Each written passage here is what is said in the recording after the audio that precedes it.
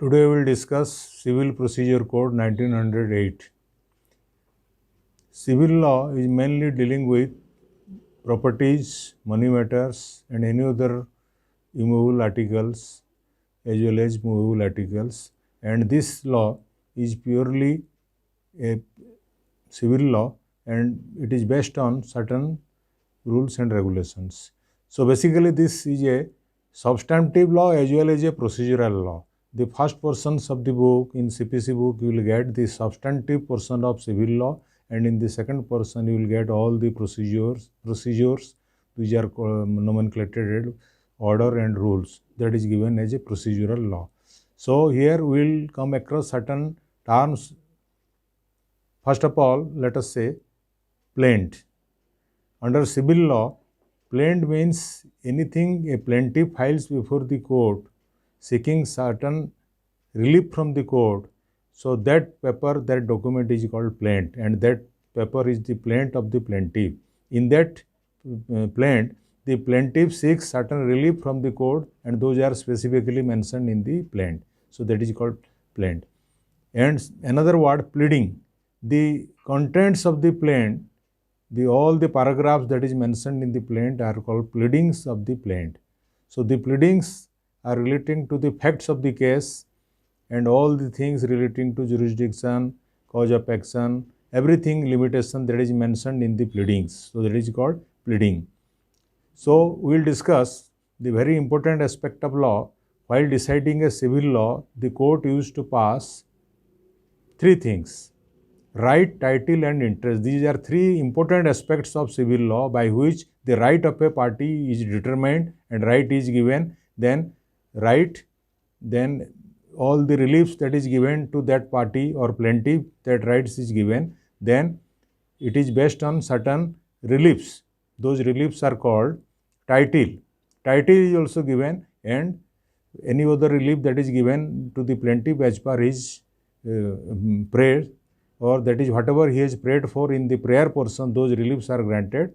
So if all the reliefs are granted to the plaintiff, the suit will be called the plaintiff got a decree in full. And if the reliefs are granted in partial, some of the reliefs are granted and some of the reliefs are not granted, then at that time it will be called a partial decree or part decree. So in this way, so decree means it is a formal expression of the court giving relief to the party by expressing certain adjudication of law, and it determines the right of the party in relation to some property that is put into controversy. That is called decree. That is defined under section 2 of the CPC.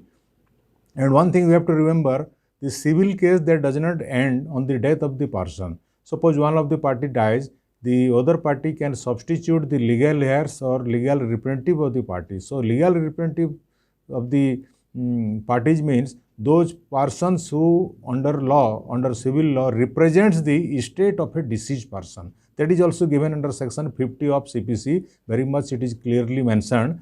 Those persons who represents the estate of a deceased persons, those are called legal representatives. So all the legal heirs, basically all the legal heirs are legal representative of a deceased person. So in this way, in a criminal case, once the accused dies, the entire case is abated. That is called abatement of case. Case is abated. But in case of civil law, the proceedings does not terminates, but it will continue with the next legal representative of the deceased, and those persons will be substituted as per the provisions of the law. That is called civil law. So civil law does not die with the death of the person. Now we will discuss some important aspects. First is plaint. Once a plaintiff seeking certain relief from the court, he has to file a plaint. Plaint is the foundation of the code. Under section 15, it is described the plaint should be filed in the lowest jurisdiction of the court, that is given under section 15 of CPC. Suit is to be filed or suit is to be instituted in the lower grade of competent jurisdiction court. So it is that plaint has to be filed under the competent jurisdiction of the lower court. So basically, you will get two types of civil courts. One court is called Civil Court Senior Division, that is otherwise called Subordinate Judge or Sub-Judge Court. The other court is Civil Judge Junior Division, otherwise called Court of Munsaf. So Court of Munsaf is the lower court and Court of Sub-Judge is the higher jurisdiction court under civil aspect of law. So these are two courts available under law, under civil jurisdiction. It is not like criminal courts. And remember one thing, the judgment of civil court is binding on criminal courts, but the judgment of criminal court is not binding on the civil courts. So definitely from this it will be said that civil court is definitely superior in ranking to the criminal courts, because the judgment of civil court is always binding in the criminal court, but the judgment of any criminal court, it may be taken as a reference, but it is not binding to any civil court. So here in this case, certain things we have to remember. First of all, two parties are there, plaintiff and defendant. The person who initiates the plaint or who initiates the case will be called plaintiff. Against whom the initiation is there, against whom case is filed, he will be called defendant. So here, whatever the plaint that is filed in the court, that is called plaint, and it contains certain pleadings. So once a plaint is filed, then definitely it will be received by the court, and then there will be office note after that, or any defect is there, that will be removed. Thereafter, someone will be served to the defendant. After receiving of summon, the defendant will appear before the court on the specified date and specified time, and he will file his show cause or written statement.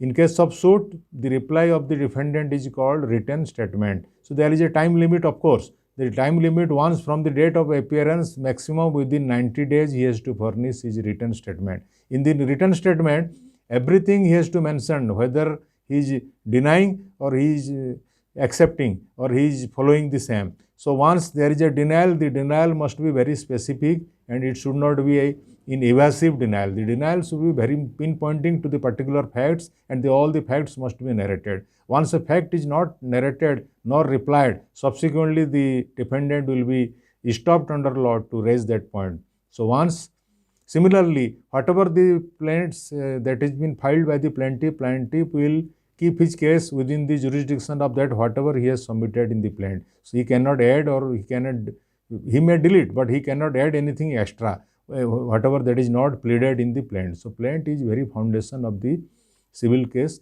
and once this case, this plaint is filed, subsequently the defendant will appear and he will file his reply. Thereafter hearing will be taken up. After hearing, all the procedures, all the documents will be exhibited. Whether the documents will be accepted by the defendant or he will challenge, he has to deny. Accordingly, after this document verification, the hearing will be over. After hearing, the argument will be taken up. The court will hear both the sides, the argument from the plaintiff side, then the argument from the defendant side. After hearing this, court will pass a judgment. So judgment is the declaration or formal order of the court by granting certain reliefs to the plaintiff.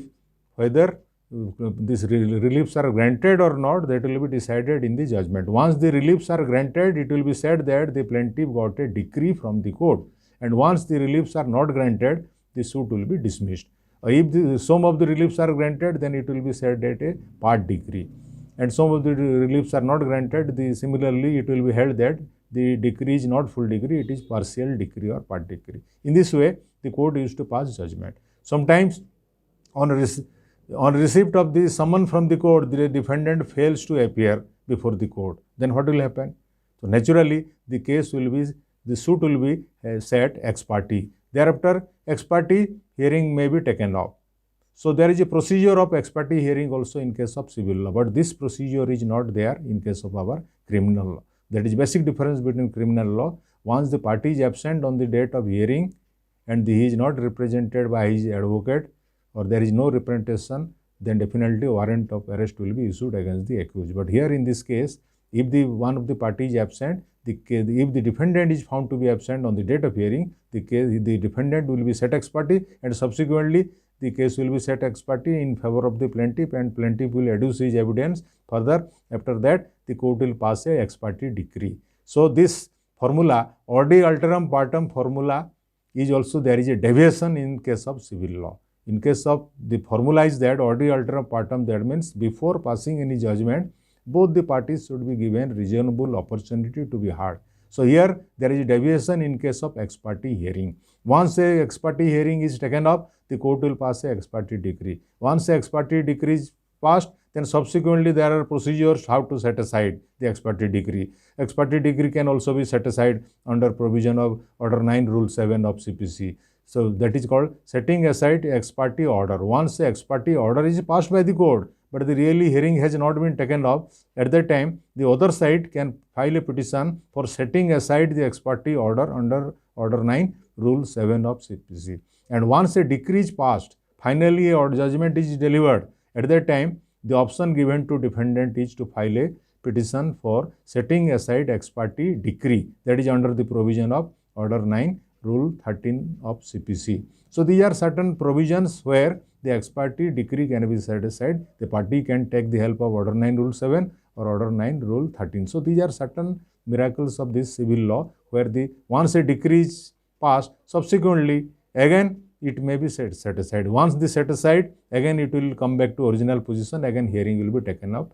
and from which stage it was set ex parte, again in the case will come to the original stage. So these are certain miraculous things under this our civil law. Now once let us say suit is filed before the court will examine all the papers, whether all the documents and all the papers for which the plaintiff is relying in his pleading or in his plaint, that will be verified, and all the documents will be marked exhibit by the court.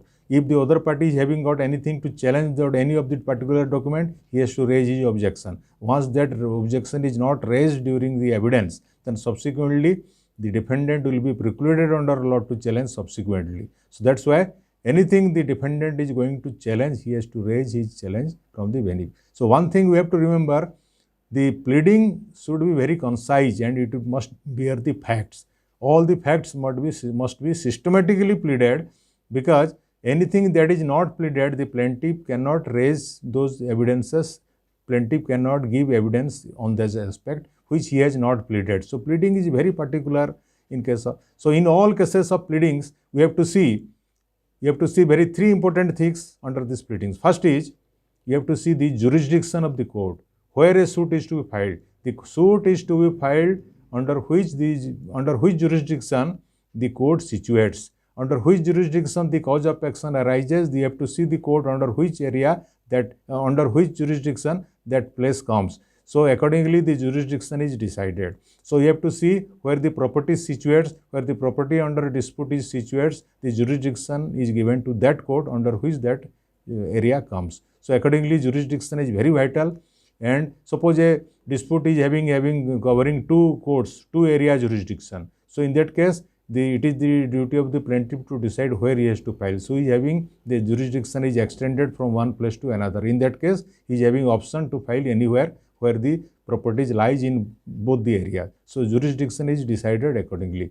Once a suit is going to be filed, you have to be very careful regarding cause of action, because cause of action is the very vital factor or prime factor for deciding a case. Without a cause of action, no suit can proceed, and without a cause of action, a case cannot be decided. That is the principle given under our civil law. So there must be a specific deliberation, or there must be a specific clarification, or it must be very clearly mentioned in the pleading that the cause of action arose on like this, and you have to see once the cause of action is there, then definitely the suit is liable to be admitted under law.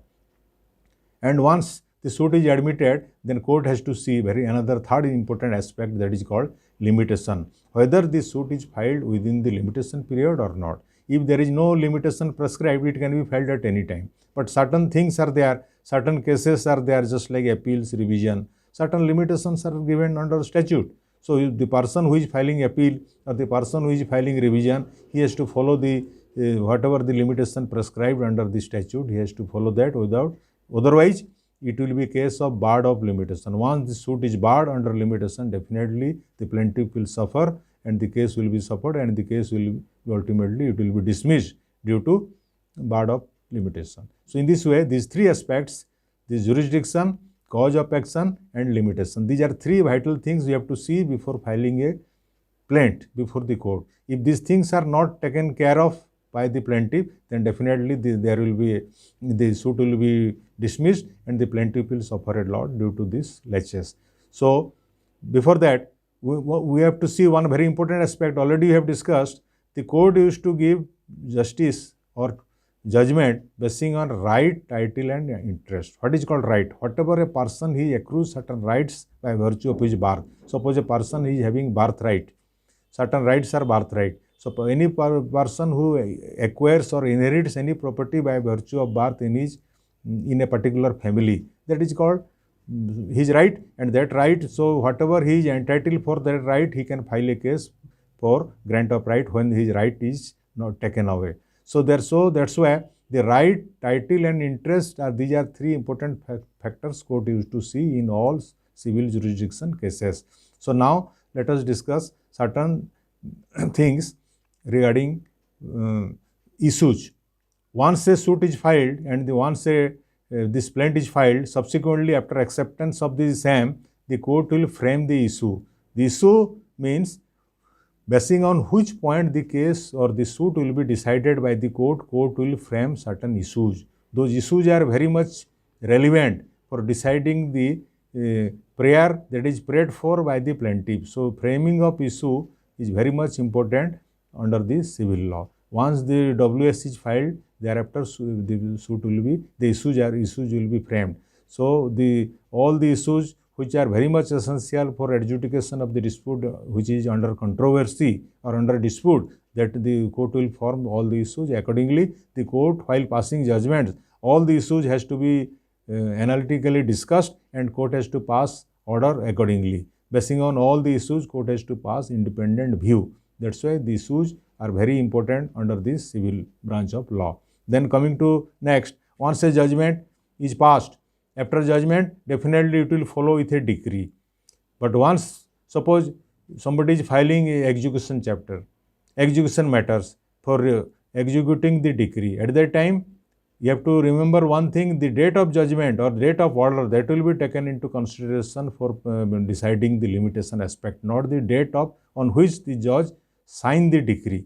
The judgment or order date will be taken into consideration while calculating the time limit under execution chapter. Once a judgment is passed, decree is passed, the next phase is automatically execution. So the party has to file another litigation relating to execution petition under order 21 of CPC, so that whatever the decree has got from the court, that will be executed by the court. So normally execution petitions are filed in the court in which the decrees are passed. Sometimes on the application of the decree holder or the party who has got a decree, he is called decree holder, on his application also the execution case can be filed in another court having competent jurisdiction to entertain the same. So he has to apply to the court, so it will be referred to that court. So in that court also a decree can be executed by filing a execution. So this execution petition may be filed either in the same court where decree is passed or on reference to another court where the decree can also be executed. So in this way, decrees can also be filed in any other court. So these are relating to execution of decrees. So once a decree is passed, the plaintiff will be called decree holder because he obtains a decree in his favor. The defendant against whom the decree is drawn, he will be called judgment debtor because he is having certain liability and dues to that decree. That's why he is called judgment debtor. So decree holder and judgment debtor are two words that is normally used in case of all execution proceedings given under order 21 of this CPC. Then we will discuss certain definition relating to legal representative, that is very much clear in mentioned in section 50 of CPC. Legal representative means anybody who represents the estate of a deceased person.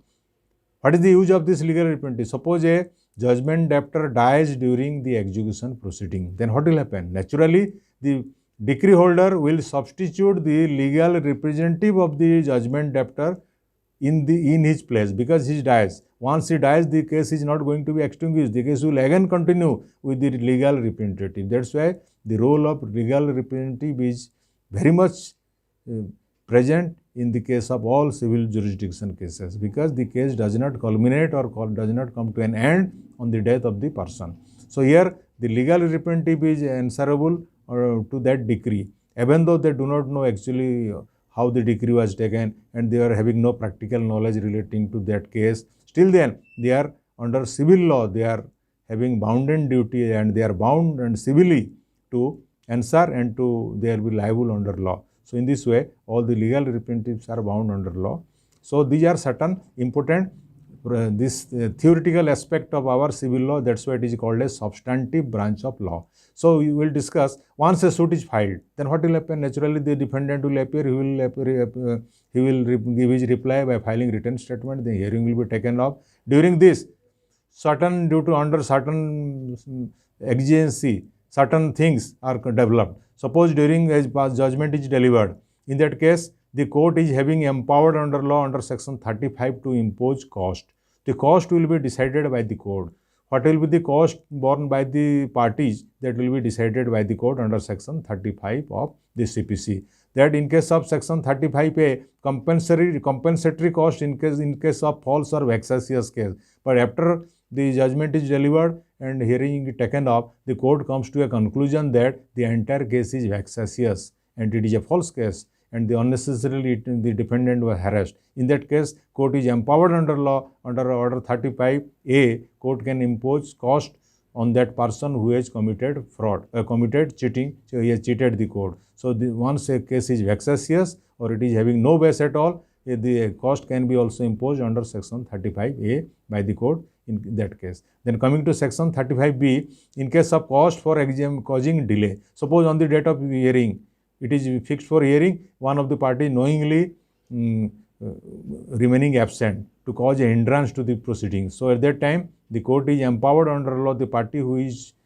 committing that hindrance, court can impose cost based on section 35B. In this way, different types of costs are also prescribed under section 35A, B. So in this way, so these are the certain aspect under law. So certain costs are imposed by the court, and the costs are also binding duty of the parties to pay the cost. So now let us come to another aspect very important relating to issue of commission, that is prescribed under section 75 of CPC. Issue relating to issue of commission. Commission means, suppose court is acting in a particular place. Suppose a witness is to be examined. That witness is, due to his physical infirmity or due to some other reason, is not in a condition to come down to court.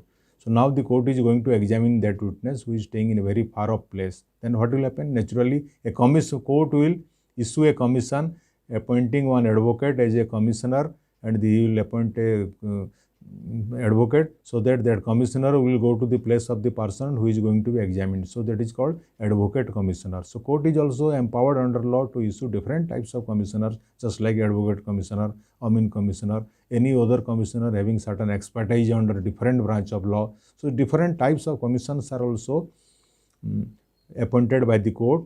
And of course, this is with the discretion and with the consent of the other side. If other side is not giving consent, that the court suo motu cannot appoint a commission. Once court is appointing somebody as a commission, he has to take the option or he has to take the permission from the other side. If other side is giving consent, then it will be accepted. So this is the purpose for appointing a commission, so that a case will proceed without the presence of the party in the court. The party can be examined in outside also, and that whatever he will depose before the commission, that will be recorded by the commissioner, and he will submit that commission report before the court. So it will be deemed to be proved that the court has examined that person personally, and whatever the commission has given report, that will be treated as a part of examination of the witness. In this way, suppose some land is going to be examined or land is going to be measured. So definitely a person who is competent to measure the land is called Amin. A Amin will be deputed. Amin will be appointed as a commissioner. Court will depute that Amin to be commissioner to examine any particular land or to extent of land, to examine to a certain khata number, plot number, like this. So in this case, in this matter, say Amin commissioner will be deputed. He will go to the place of examination, go to the place of that land. He will issue summon, he will issue notice to both the sides before in their presence, the measurement will be taken up, and whatever report that will be sent, the signature of both the sides will be taken up by the commissioner. After that, that will be submitted before the court. So this is relating to the appointment of a Amin commissioner. So in this way, different types of different things can be examined by the court, even sitting in a particular place. Things can be done outside. So these are the certain methods and prescribes given under commission chapter under law. So in this way, we will discuss the further things in our next class.